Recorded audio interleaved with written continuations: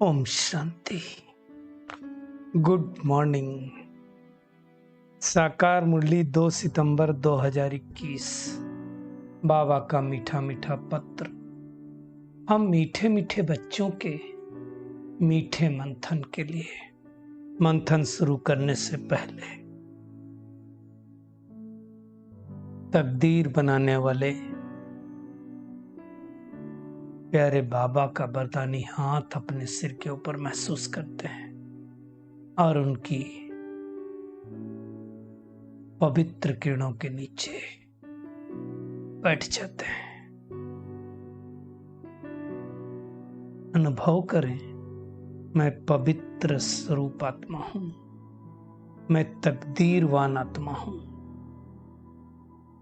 आज मीठे बाबा ने कहा, मीठे बच्चे, तुम अपनी तकदीर भविष्य नई दुनिया के लिए बना रहे हो।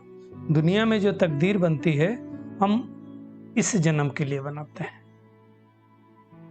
विनाशी तकदीर बनाते हैं। ये नई दुनिया के लिए, वो भी 21 जन्मों के लिए बन रही है। बाबा कहते ये तुम्हारा राजयोग है ही नई दुनिया के लिए। राजयोग मतलब कर्मेंद्रियों का राजा बनना, वो बनेंगे यहाँ, लेकिन उसका बेनिफिट नई दुनिया में मिलने वाला है।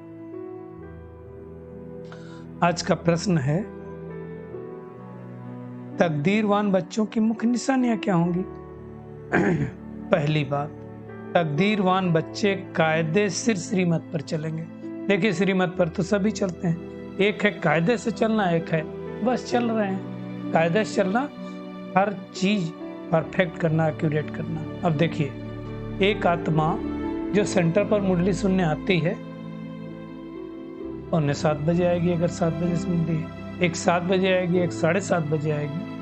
तीनों आत्माएं बोलेंगी कि मैं मुरली तो रेगुलर सुनती हूँ, रोज जाती हूँ। फर्क है कि नहीं है? जो टाइम पर आती है, 5 मिनट पहले आत्मा आती है, उसने कायदे सिर श्रीमत पर चला। श्रीमत पर तो दूसरी आत्मा भी चली, तीसरी आत्मा भी कहेगी हम तो रोज मुरली सुनते हैं। लेकिन जो पंचुअल और रेगुलर सुने, उसको कहा जाएगा कायदे सिर। कोई भी कायदे के विरुद्ध कार्य करके अपने को व बाप को ठगेंगे नहीं। देखिए, ये ज्ञान है हम मुझ आत्मा के कल्याण के लिए। तो अगर हम बेकायदे करेंगे तो किसको ठगते हैं? परमात्मा को ठगते हैं, अपने आप को ठगते हैं। पहले अपने आप को ठगेंगे, परमात्मा को क्या ठगेंगे? उसका तो कोई हित होना नहीं है। कुछ छिपाएंगे तो अपना ही नुकसान करेंगे। दूसरी बात है, उन्हें पढ़ाई का पूरा शौक होगा, है ना? समझाने का भी शौक होगा। किसी किसी को समझाने का नहीं शौक होता, सुनने का होता है। किसी किसी को सुनाने का शौक होता है ना? तीसरी बात, पास विद ऑनर बन स्कॉलरशिप लेने का पुरुषार्थ करेंगे। पास विद ऑनर बनना मतलब 75% मार्क्स, स्कॉलरशिप लेना मतलब राजाई का पद पाना। उसके लिए पुरुषार्थ करेंगे, फिक्स करेंगे अभी से। और बहुत इंपॉर्टेंट बात है, कभी किसी को दुख नहीं देंगे। बहुत इंपॉर्टेंट बात है, किसी को भी दुख नहीं देंगे। कोई भी उल्टा कर्म नहीं करेंगे। ये हमें सूक्ष्म चेकिंग करनी है।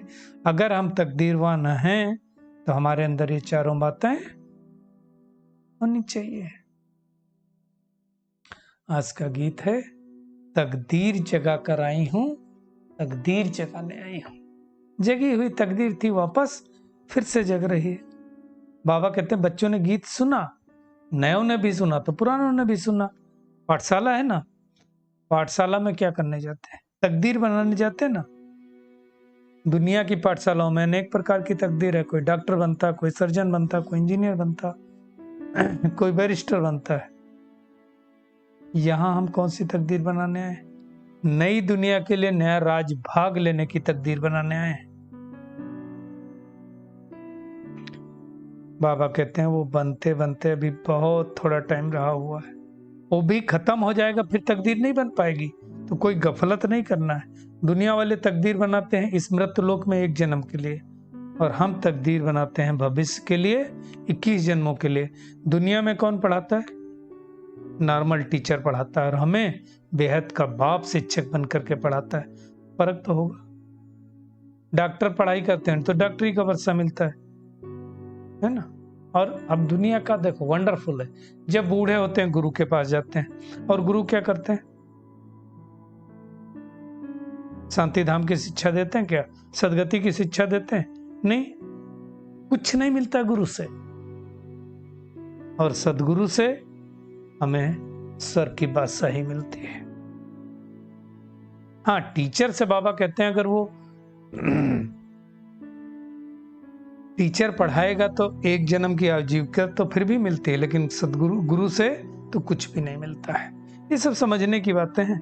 तो बाबा कहते हैं अच्छी रीत पढ़ करके दूसरों को पढ़ाना है। वो वाले भी लोग कहते बाबा कहते हैं अगर कोई भाषण अच्छा करते हैं तो कमाई अच्छी हो जाती है। नई दुनिया की कमाई कराने वाला सिर्फ एक शिव बाबा। वो आया ही हमारी नई दुनिया की तकदीर बनाने के लिए। वो हमारा बाप भी है, टीचर भी है, सतगुरु भी है। तीनों रूप से हमको मिला हुआ है।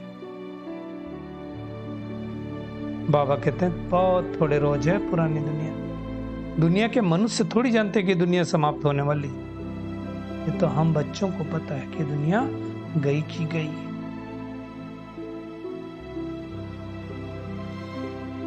अब किसी की तकदीर में नहीं है तो नहीं पढ़ेगा। माँ बाप पढ़ते हैं तो कहीं बच्चे नहीं पढ़ते, कहीं बच्चे पढ़ते हैं तो माँ बाप नहीं पढ़ते। ये तो होता ही। बाबा कहते शुरू में तो परिवार के परिवार आए, परंतु माया का तूफान लगा तो बाबा जो हमेशा यूज करते हैं आशीर्वाद सुनंती कथंती, बाप को छोड़ करके चले गए। पढ़ाया भी दूसरों को, पढ़ा भी, फिर भी कुदरत की ड्रामा की माया कहेंगे ना, हरकती दे दी। जैसे दुनिया में स्त्री पुरुष एक दो को डाइवर्स देते ना, ऐसे आत्मा ने परमात्मा को डाइवर्स दे दिया है ना। बाबा तो फिर भी रहम दिल है, सच्ची कमाई कराता है। बाबा थोड़ी किसी को गड्ढे में डालेगा। बाबा कहते हैं मैं तुमको साथ ले जाऊंगा। वेदों शास्त्रों में भी लिखा है कि मच्छरों सदृश से वापस जाते हैं। कैसे जाते हैं किसी को पता नहीं है। बाबा कहते तुम बच्चे अच्छी रीत से जानते हो कि वापस घर जाना है। जैसे पुराना घर हो, नया बने तो बुद्धि कहाँ लगती? नए घर में लगती कि यहाँ ये बनाएंगे। तो बाबा कहते हैं तुम्हारी बुद्धि भी नए घर में लगनी चाहिए। जितना योग में रहेंगे, ज्ञान की धारणा करेंगे, औरों को कराएंगे, उतना खुशी का पारा चढ़ेगा। अंडरलाइन। बड़ा भारी इम्तिहान है। 21 जन्मों की वर्षा पा रहे हैं, कोई छोटी बात नहीं है। तो बाबा कहते साहूकार बने तो अच्छा है, बड़ी आयु मिले तो अच्छा है। तो सृष्टि चक्र को जितना जानेंगे, जितना बाबा को याद करेंगे, जितना आप समान बनाएंगे, उतना फायदा है। प्रजा तो ढेर बनती है। बाबा कहते प्रदर्शनी में जो सुनाते हो वो सारी ढेर प्रजा बन जाती है। तो राजा बनना है तो प्रजा तो बनानी ही पड़ेगी, क्योंकि जिन्होंने प्रदर्शनी में सुना ये ज्ञान अविनाशी है, नष्ट नहीं होता। उसका बीज पड़ गया तो प्रजा की प्रजा में तो आ ही जाएंगे। रावण राज्य का बाबा कहते अब विनाश होना है। लक्ष्मी नारायण के चित्र पर भी तुम समझा सकते हो। इसी पुरुषार्थ से हम तमो प्रधान से सतो प्रधान बनते हैं। तमो प्रधान दुनिया से निकलकर सतो प्रधान दुनिया के मालिक बनते हैं, है ना। जो देवताई कुल ऊंच कुल के थे अब नीचे गिरे हैं। अब बाबा फिर से हमको ऊंचे कुल में ले जा रहा है। परमात्मा ही ब्रह्मा द्वारा इस विष्णुपुरी की स्थापना करता है। तो अब हमें सिद्ध करके सबको बतलाना है कि गीता का भगवान कौन? श्री कृष्ण है, शिव बाबा। श्री कृष्ण भी तो शिव बाबा जैसा बन रहा, शिव बाबा से श्री कृष्ण भी तो श्री कृष्ण जैसा बन रहा है। उसके हाथ में मुरली सुनाते हैं। मुरली संपूर्णता की निशानी है। ज्ञान मुरली सुन करके वो संपूर्ण बना। ये सब बातें अच्छी तरह से समझनी है और दूसरों को भी समझानी। बाबा कहते एक एक चित्र समझाने में कितना टाइम लगता है। खुद बुद्धि में बैठा होगा तो दूसरों को समझाएंगे ना। तो योग बल से हम 21 जन्मों का अधिकार प्राप्त करते हैं। जब बाबा समझाते हैं तो पहले ब्रह्मा बाबा की आत्मा सुनती है, वही धारण करती है, फिर हम बच्चे करते हैं। बाबा ने अंडरलाइन कराया, जब तक ब्रह्मा के बच्चे ना बने, ब्राह्मण ना बने, तो शिव बाबा से वर्षा नहीं मिल सकता। इसलिए 2 दिन पहले कहा था ना, ब्रह्मा कुमार कुमारी बनेंगे तो वर्षा मिलेगी। मुख वंशावली कुक वंशावली की बात ही नहीं है। ये सब बातें बाबा ही समझाते हैं। तो तुम जज करो कि निराकार परमात्मा बड़ा या साकार जो बाप है वो बड़ा, कौन बड़ा, अपने आप जज कर सकते हो ना। ये दुनिया मृत्युलोक है और मृत्युलोक का विनाश तो होगा ही। दुनिया में कहते हैं फलाना कोई शरीर छोड़ा तो क्या कहेंगे, परलोक पधारा। अब परलोक कहाँ है, शांति धाम कहाँ है, कुछ भी किसी को मालूम नहीं। सत्युग कहाँ आएगा, इसी सृष्टि पर आएगा, इसी पुरानी दुनिया पर आएगा। तो पुरानी दुनिया की साफ सफाई होगी, उसके बाद आएगा। बाबा कहते हैं मंदिरों में भी जाके समझाओ, शिव बाबा के यादगार चित्र है ना। वास्तव में तो शिव बाबा बिंदी है, लेकिन बिंदी की पूजा तो कर नहीं सकते, इसलिए क्या किया, बड़ा शिवलिंग बना दिया, जिससे उस पर दूध जल सब चढ़ा सकें, अभिषेक कर सकें। ये सब चीजें परमात्मा आकर के ही समझाते हैं।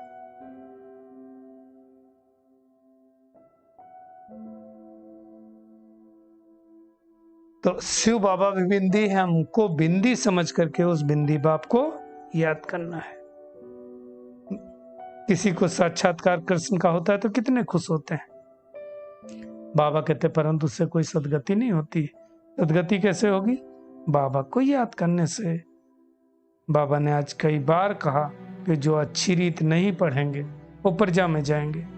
हाँ, थोड़ा भी सुने तो कृष्णपुरी में साधारण प्रजा में चले जाएंगे, परंतु थोड़े में खुश नहीं होना है।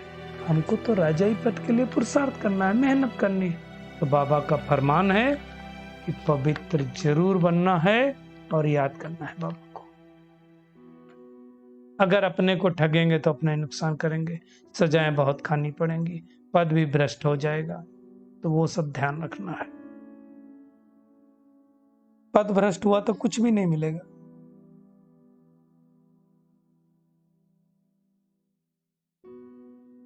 तो स्वर्ग में हमको बाबा से राजाई का वर्षा लेना है। जितना जितना पढ़ेंगे उतनी उतनी स्कॉलरशिप मिलती जाएगी। राजाई पद है स्कॉलरशिप ना, तो जो अच्छी पढ़ाई पढ़ते हैं, बाबा कहते हैं गुप्त नहीं रह सकते। वो क्या छिपे रहेंगे क्या, पता चल जाएगा सबको ये अच्छे पढ़ते हैं कि नहीं, इनकी धारणा अच्छी है कि नहीं, चाल चलन से पता चल जाएगा।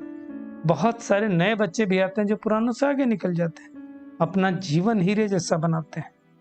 तो हमें भी 21 जन्मों के लिए सच्ची सच्ची कमाई करना है।